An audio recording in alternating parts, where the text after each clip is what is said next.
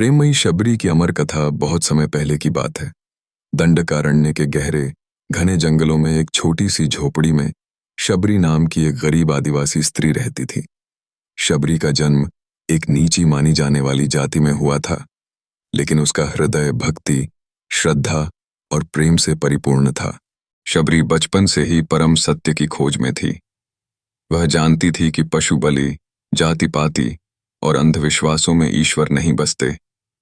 उसके अपने गांव में बलि प्रथा प्रचलित थी।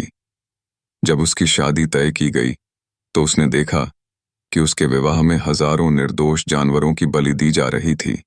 उसकी आत्मा कांप उठी। उसने निश्चय कर लिया, मैं ऐसे पाप में सहभागी नहीं बनूंगी, और वह सब कुछ छोड़कर जंगल की ओर चल पड़ी, ईश्वर की खोज में। भटकते भटकते वह मतंग ऋषि के आश्रम पहुंची। मतंग ऋषि ने उसकी सरलता, पवित्र हृदय और भक्ति को पहचाना और उसे शरण दी। वे उसके गुरु बन गए। शबरी पूरे मन से अपने गुरु की सेवा में लग गई। आश्रम की सफाई करती, जल भरती, फूल लाती और साधकों के लिए भोजन बनाती। मतंग ऋषि शबरी की सेवा और भक्ति से अत्यंत प्रसन्न थे। अपने अंतिम समय में उन्होंने शबरी से कहा, शबरी, एक दिन भगवान श्री राम स्वयं तुम्हारे इस छोटे से आश्रम में आएंगे। वे तुम्हारे प्रेम से खींचे चले आएंगे। यह सुनकर शबरी का जीवन जैसे ठहर गया। अब उसका एक ही लक्ष्य था, अपने प्रभु का स्वागत करना। मतंग ऋषि समाधि में लीन हो गए, पर शबरी रुक गई। सालों बीत गए, ऋतुएं बदलती रहीं, पर शबरी वहीं रही। हर सुबह उठकर वह आश्रम की पगडंडी बुहारती, फूल बिछाती, मीठे बेर तोड़ती और हर एक बेर खुद चखती कि कहीं कोई खट्टा तो नहीं है। वह कहती, मेरे राम आएंगे, मैं उन्हें केवल मीठे बेर ही दूंगी। लोग उसका मजाक उड़ाते, बूढ़ी हो चली है, फिर भी सपने देखती है। लेकिन शबरी कहती, मेरा मन जानता है, मेरे प्रभु आएंगे।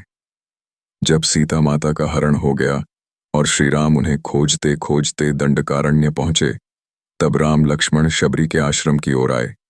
शबरी ने जैसे ही अपने प्रभु को आते देखा, उसकी आंखों से अश्रुधारा बहने लगी। वह दौड़कर प्रभु के चरणों में गिर पड़ी। वो बोली, प्रभु, आज मेरा जीवन सफल हो गया। वर्षों से मैं इसी दिन की प्रतीक्षा कर रही थी। राम ने शबरी को स्नेह से उठाया और कहा, मां, तुम धन्य हो।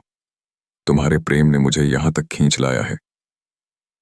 शबरी ने राम को बेर भेंट किए। हर बेर उसने खुद चखा था कि कहीं खट्टा न हो। लक्ष्मण ने थोड़ी झिझक से कहा, मां, ये पहले से खाए हुए फल प्रभु को क्यों दे रही हो? राम मुस्कुराए, लक्ष्मण, ये बेर नहीं, ये प्रेम है। इनका स्वाद स्वर्गीय है। इतने मीठे फल मुझे कभी नहीं मिले। राम ने बड़े प्रेम से वे बेर खाए। राम ने शबरी को भक्ति का मर्म समझाया। उन्होंने कहा, मां, प्रेम ही सबसे बड़ी भक्ति है। जाति, रूप, धन, विद्या, ये सब व्यर्थ हैं अगर हृदय में प्रेम न हो। राम ने भक्ति के 9 प्रकार, नवधा भक्ति, शबरी को विस्तार से बताए। साधु संगति, कथा श्रवण, भगवान की सेवा, नाम जप, मर्यादा पालन, भगवान की स्तुति, अपने इष्ट को ही सब कुछ मानना, भगवान की लीलाओं में आनंद लेना, भगवान को संपूर्ण समर्पण करना। शबरी तो पहले से ही इन सभी मार्गों पर चल रही थी। राम के आशीर्वाद से शबरी को उसी क्षण मोक्ष की प्राप्ति हुई। वह प्रभु के चरणों में लीन हो गई।